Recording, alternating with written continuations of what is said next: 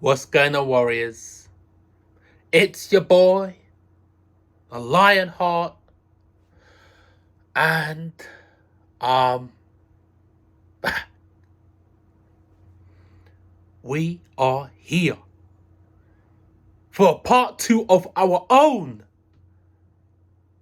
Mission Impossible Dead Reckoning Part 1 full review.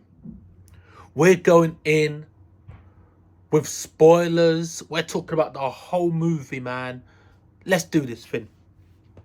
And once again, let me know what you think of this format, because I'm not doing an intro or an outro, because it'll allow me to do the videos quicker. But if you want me to bring back the intros and the outros, drop a comment, let me know.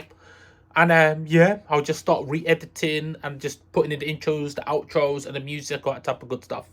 So yeah, let's go, man. Let's talk about it. So Mission Impossible Dead Reckoning. So you know what I think about the movie. If you watch my spoiler-free review, I'd give this movie 10 out of 10. The easiest 10 out of 10 I can give a movie, man. But we got to start talking about the premise of the movie, man. This reminds me of Attack on Titans. Because the main antagonist of this movie, yeah, it's that guy, Gabriel.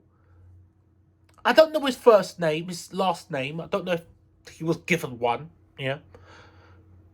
But it is the sentient AI.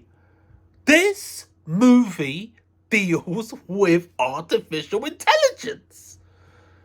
And what's so crazy about it, this movie was made in 2020 during the lockdown.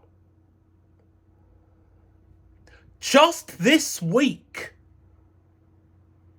they had a conference where all the world and the media and scientists, all these people got together, and they were actually interviewing AI. In the same week as Mission Impossible Dead Reckoning Part 1. Man, is this coincidence, or is this just kind of, if you're in the know of what's going on, where all the money is and all the influence is, you just know about this stuff, and you know when this stuff is going to happen ahead of time? Like, it's too coincidental. The story, dude. You got this guy, Gabriel, who is connected to Ethan's past. He killed Ethan's wife, girlfriend, love interest, partner. I don't know. Was he like what Elsa is to Ethan in this movie? Who knows? It was obviously someone that Ethan loved, cared deeply for, right? Flashback, this guy Gabriel killed her off. And it seems that Gabriel is like an agent of the sentient AI. I don't feel like they actually explain who he is, who he represents, what country he's affiliated with, what organization he is. So when I say he reminds me of like Attack on Titans, right? He reminds me of the Jaegerists, the Eren Jaeger cult, where Eren, he had all the Titans, the founding Titans' abilities in his body, and they saw him as the chosen one, and they just followed him, and just to lead the world, to basically purge the world, and they will become the main force of the world that protects everybody. And it's the inhabitants of Paradiso and the descendants of Ymir. This guy, Gabriel, reminds me of that. He is just a follower, an agent, the embodiment, human follower of the sentient AI. And I don't know, but I feel like the AI, it's got a predictive algorithm, right?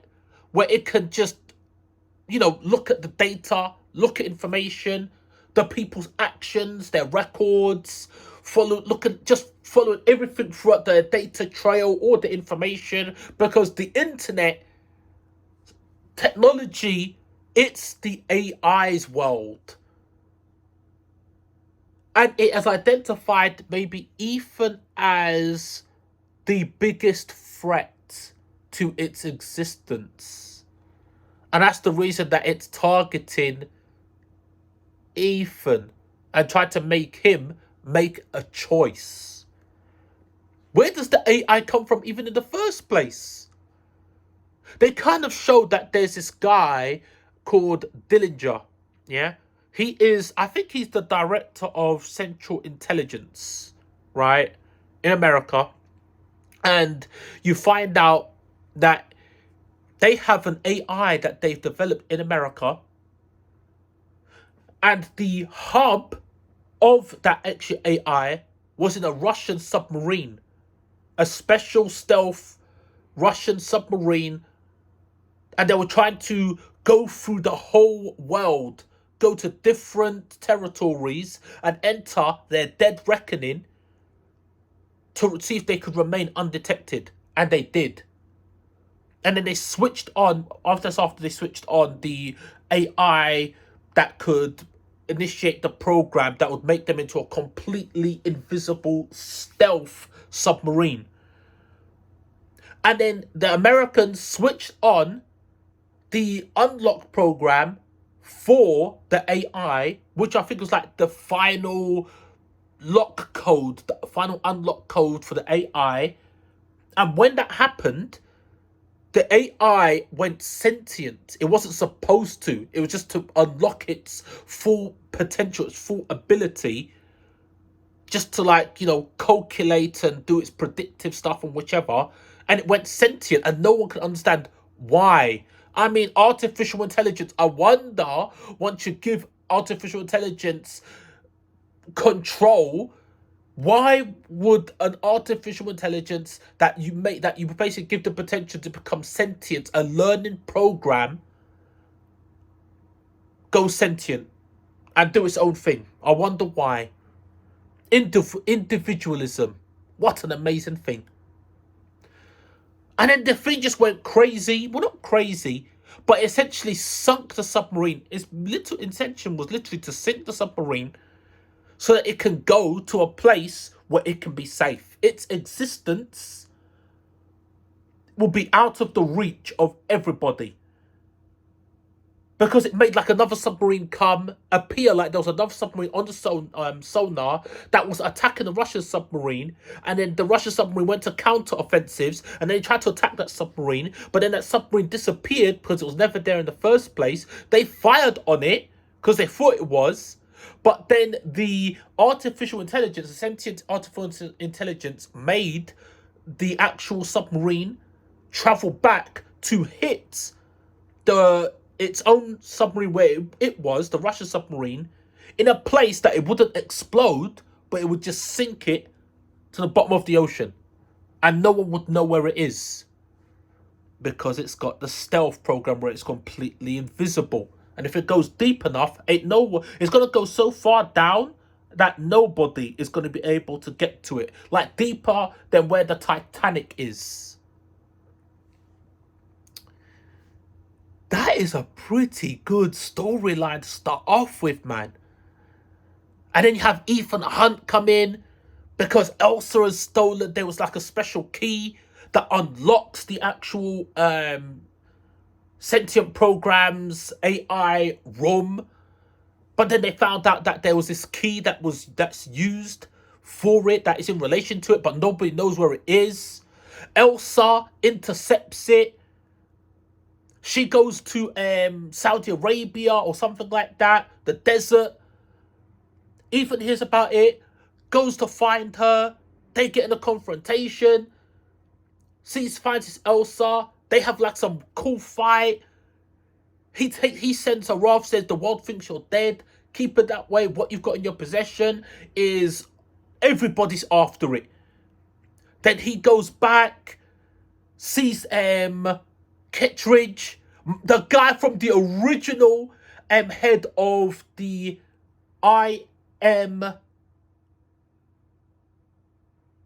the impossible I think it's IMF.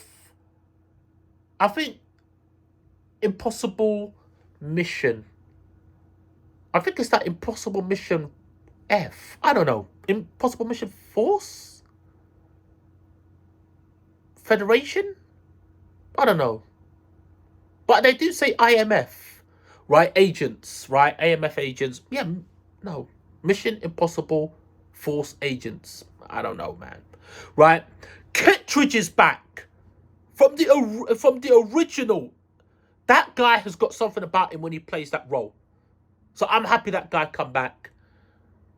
And they're all talking to all the top people of intelligence and Secret Service and CIA and everybody. And Eva just sneaks in there, throws like a sleeping bomb or a green bomb in there after disguising himself as one of the security agents, knocks everybody out, gives a mask to Kettridge. Kettridge puts it on, talks to Kettridge. He tells him the information.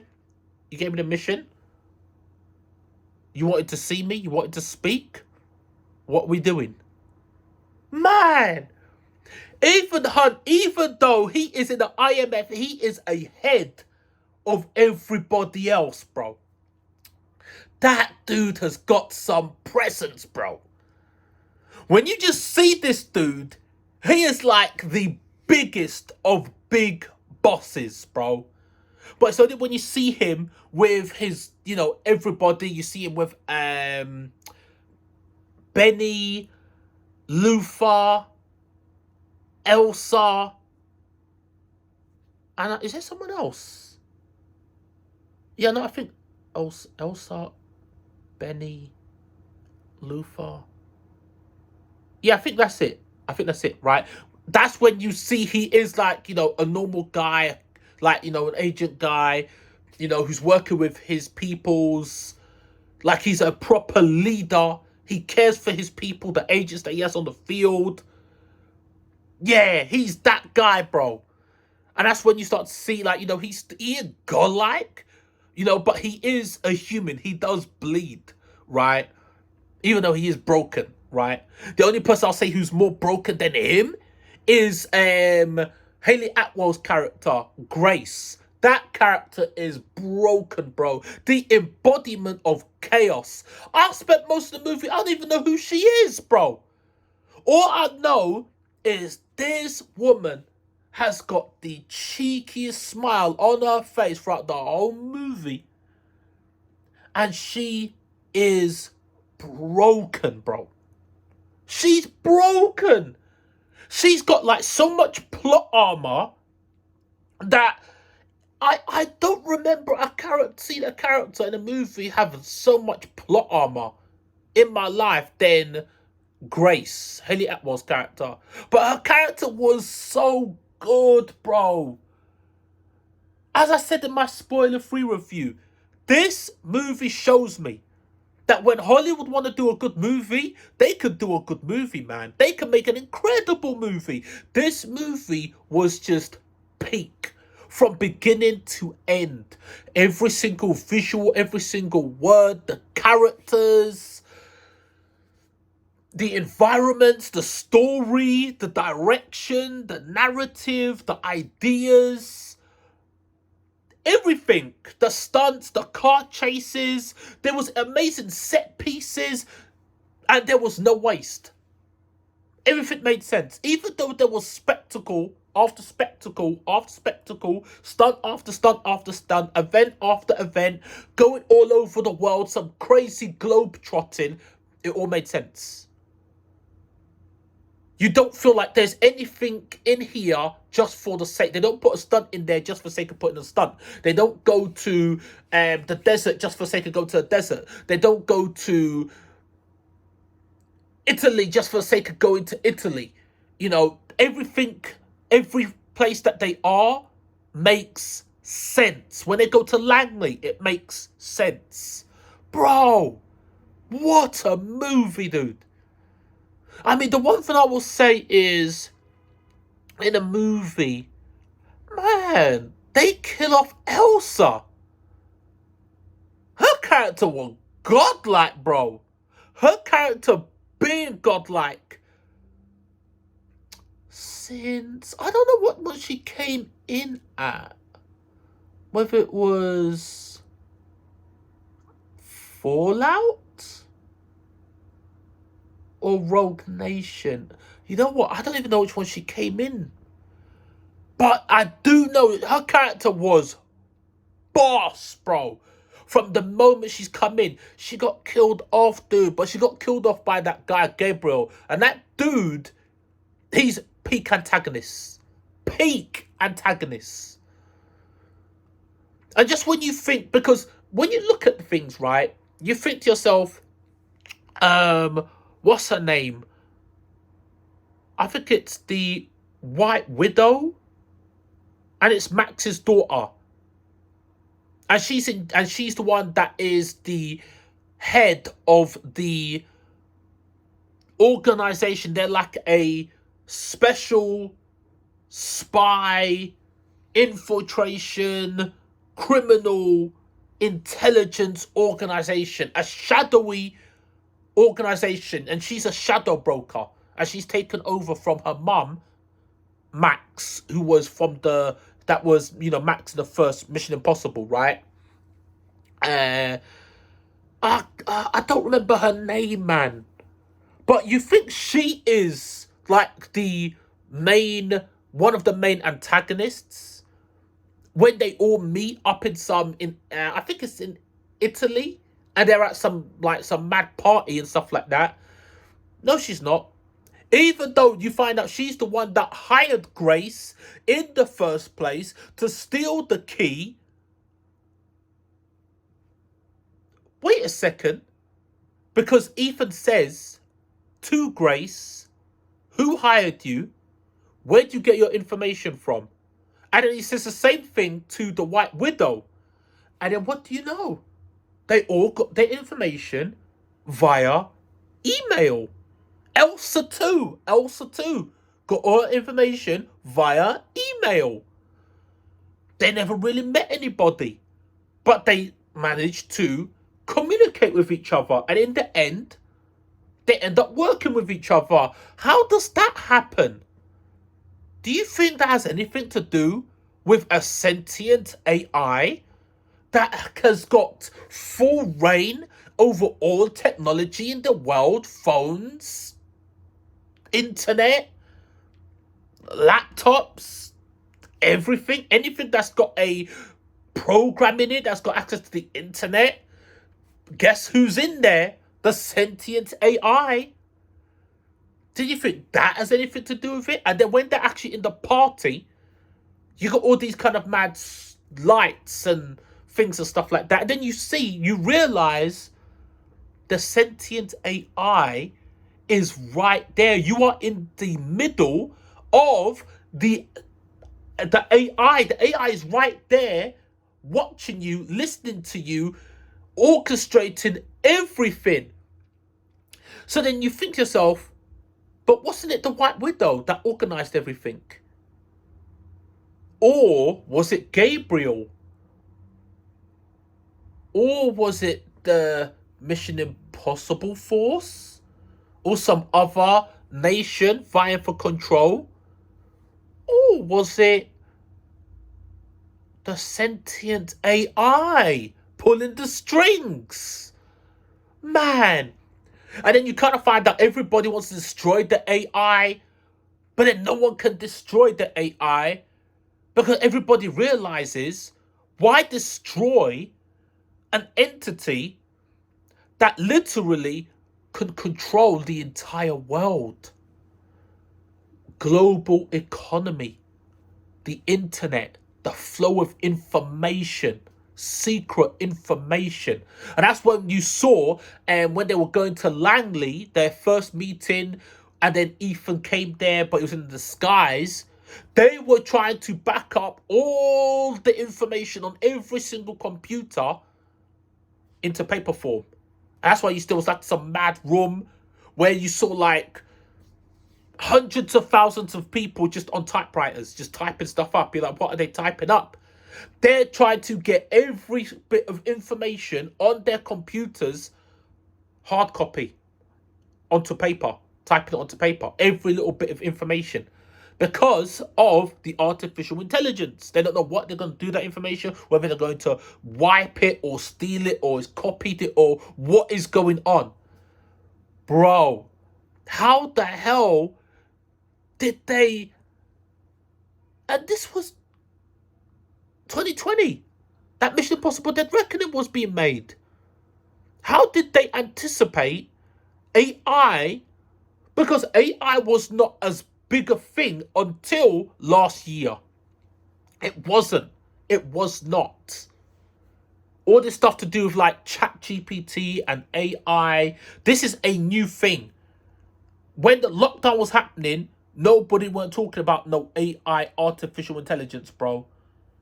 What nobody talking about AI art. That was 2022. And then look what's happening with this movie.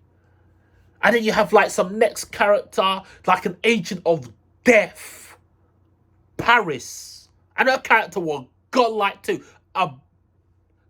Basically an assassin entrenched in plot armor too.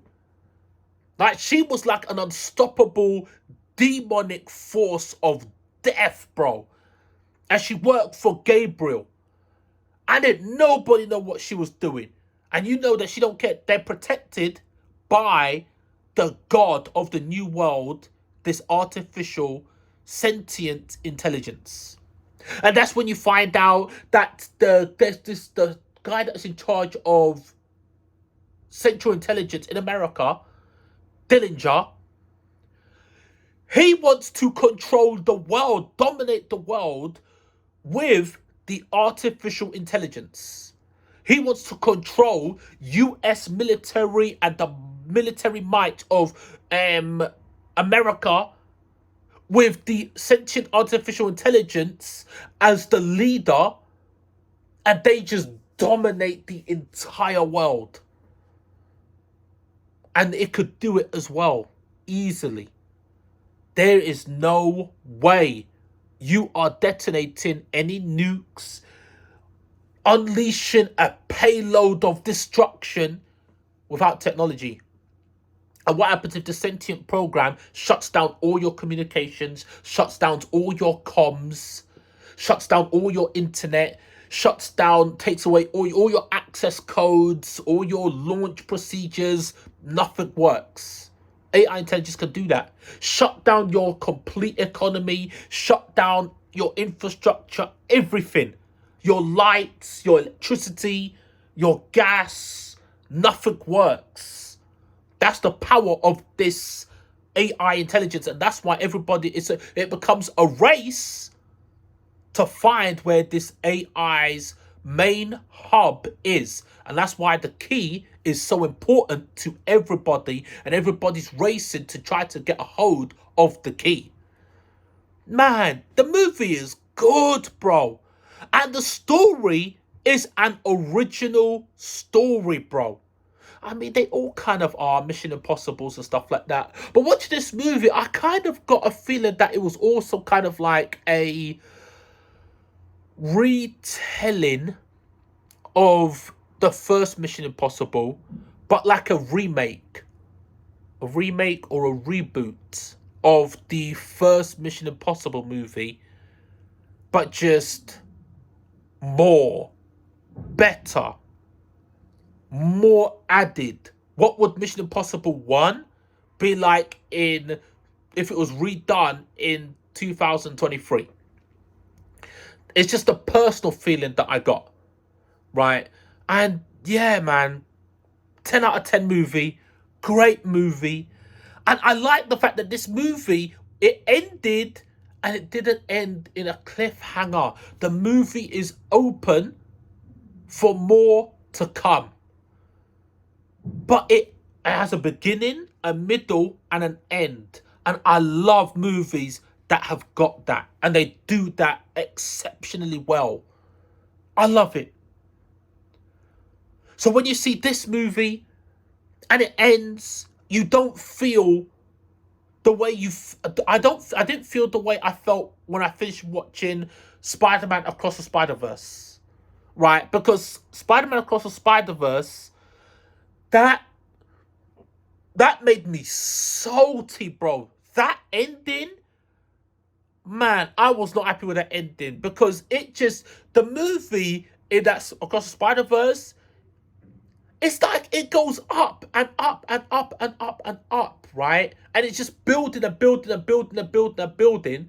And you're like, what the hell is happening? This movie's incredible. Like, what's the events, the music, the characters, the stakes? Nothing is resolved. If there's anything, more mysteries are coming into the movie. More antagonists and potential protagonists and anti-heroes and all types of craziness is happening and anti-entry. But isn't this the end of the film?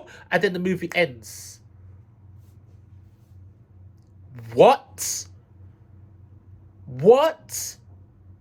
Because they want to ensure. I feel like it's a cheap way to get you to watch the second movie, right?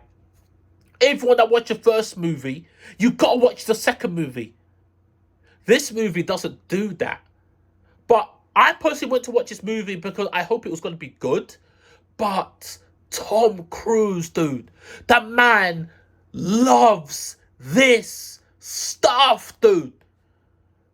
And even when you're watching a movie, you feel like all the characters have got a special kinship, man. Benny, Luther, Elsa, Ethan. I should call him Benny. He's Benji. But, we all know who I'm talking about. They all have a special connection. And Grace now, because Grace joins them in the end. Well, she joins the IMF force, right? The train sequence, that has got to be one of the best third acts I have ever seen in a movie ever, bro. The entire sequence of events on board that train was like something out of like a movie that I've watched like from back in the day, bro. Like, kind of like, Pelican Brief movies, Escape from Alcatraz, Speed, The Fugitive, X-Men 2. It's like that level third act where it is just packed full of just amazing visual and mental, overwhelming but fantastical stimulants. This movie is peak, bro. 10 out of 10. Tom Cruise. I don't know how this guy does it. I don't know. I don't understand it. First you gave us Top Gun. Now you give us Mission Impossible. Bro, what? I definitely recommend you go watch this movie. Actually, an amazing film. Every character is in this movie is really good. I would even go so far as to say Hayley Atwell's character, Grace, she steals the movie.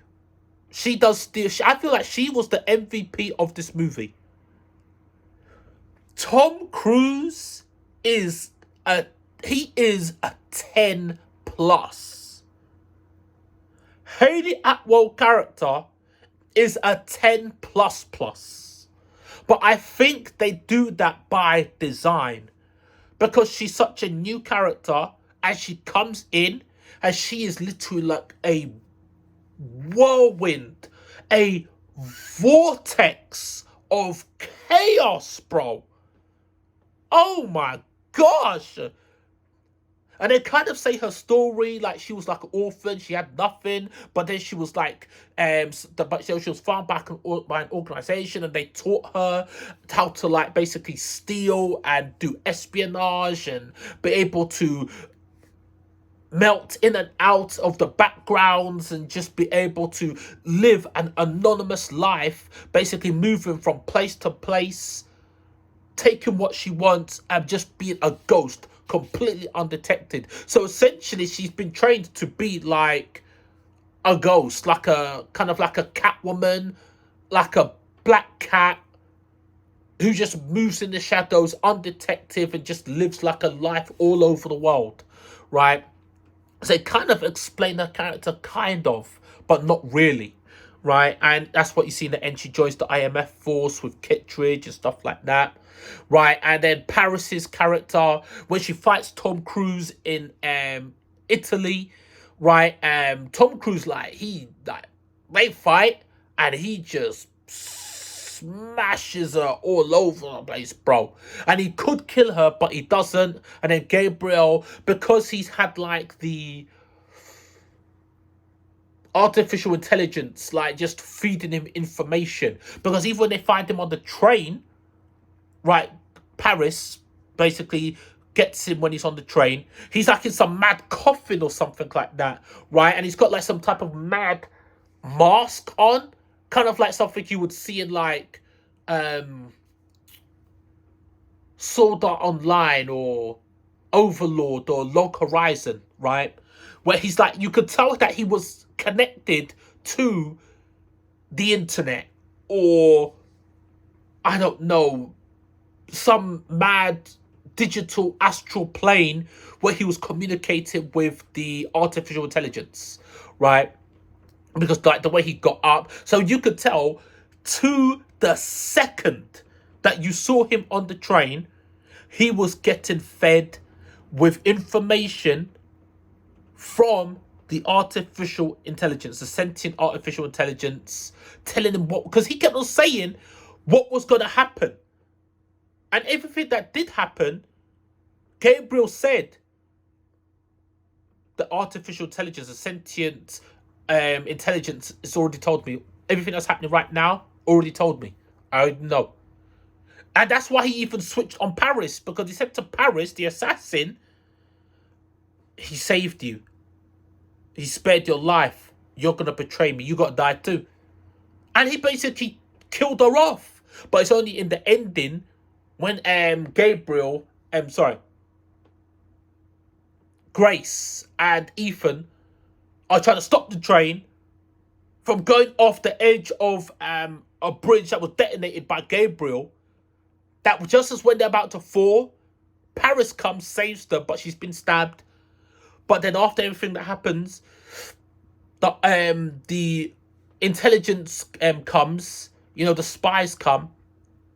They find Grace. They see Ethan. Ethan flies off on his parachute.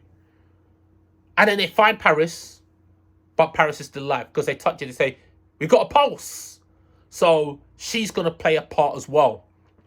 Right. And a significant part, because let's not forget, she actually knows the location of the AI too, and she tells Ethan. And she says the name of the submarine. And yeah, the name of the submarine. I don't know if she says the location.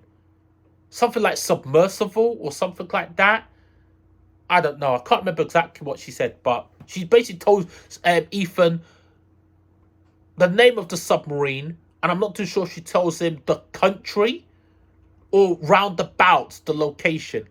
So Ethan has got a target, and he got the key, because that was the whole thing as well. The program identified, I'm going to be safe, because there's only two outcomes.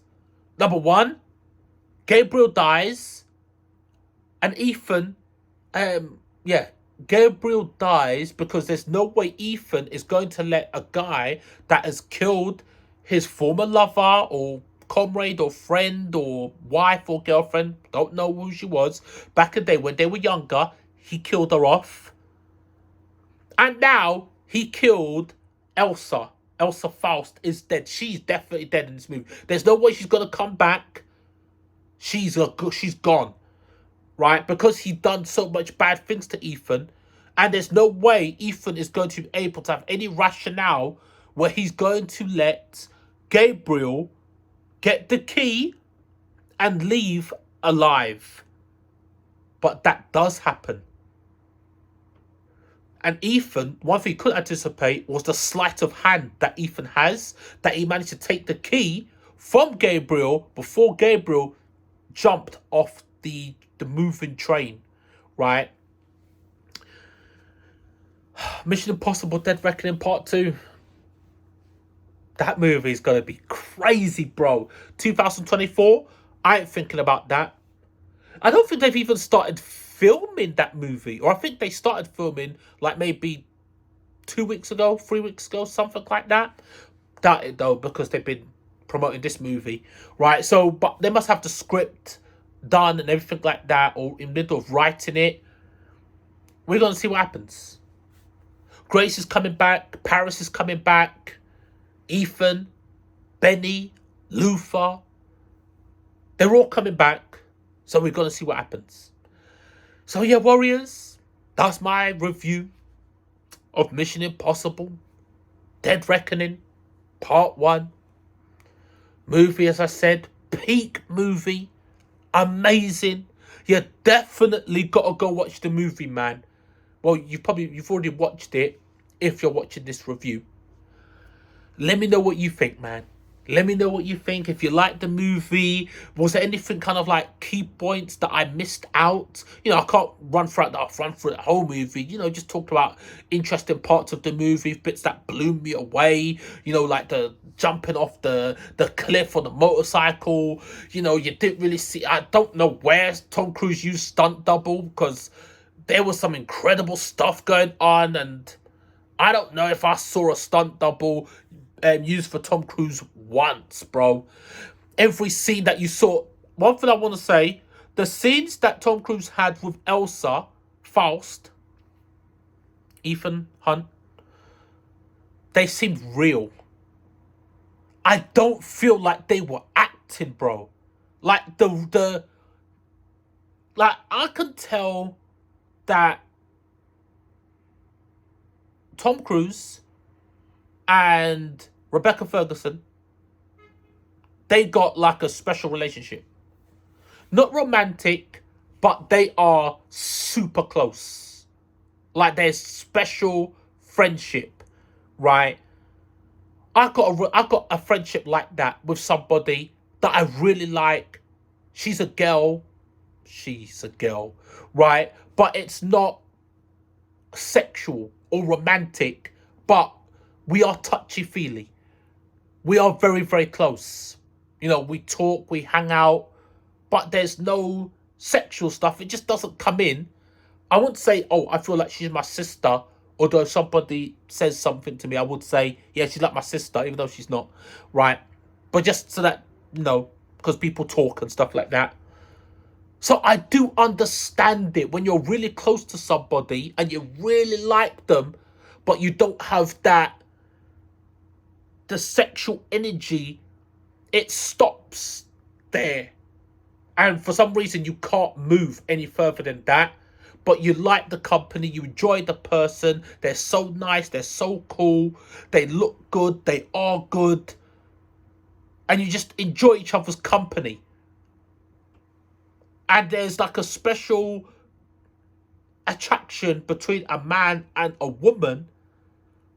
But then when it's like that, and it's not relationship, sexual, or love, in terms of romantic love, a special, I don't know what it is, man, right? I can see that with Tom Cruise and Rebecca Ferguson. So yeah, that's what I mean when I say, like, you know, there's certain scenes where you can see they're not acting, bro. It's like real. It's like a real take.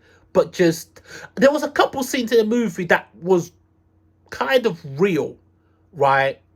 But hey, so yeah, that's my review. Let me know what you guys think. And yeah, 10 out of 10 movie. And I'll catch you in the next video. Laters.